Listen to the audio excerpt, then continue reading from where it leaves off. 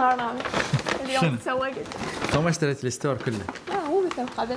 طبعا منو بيكم مثلنا، انا ونورا لما بلشنا تمرين ودايت كنا نشتري اي شيء مكتوب عليه صحي. صحيح.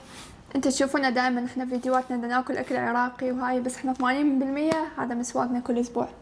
يلا خلينا نشوفكم. اول شيء عندنا خانه البروتينات، يعجبنا نركز على الدجاج وتركي لانه الدهون قليله البروتين عالي. ثاني شيء عندنا الكربوهيدرات، طبعا احنا ما نخاف من التمن والخبز باستا، كل الشغلات مفيده لكم بس اذا تاكلوها ان moderation. وثالث شيء عندكم الخضروات والفواكه، نركز على الطماطم الخيار، وبقيه الشغلات ممكن نستعملها مثل الخس وافوكادو لما نسوي لنا ساندويتش. وبالنسبه للفواكه احنا نركز على الموز واللالنجي وهم من ستروبري، بس شنو ناكل جنجر وكركم برتقال نسويه مثل شاتس مثل ما سوينا بالفيديو اللي قبل. واخر شيء عندكم السناكس، بروتين بار، كيك وكرواسونت. فمثل ما تشوفون احنا ما نحرم نفسنا من اي اكله لانه كل شيء in moderation راح يكون زين لكم.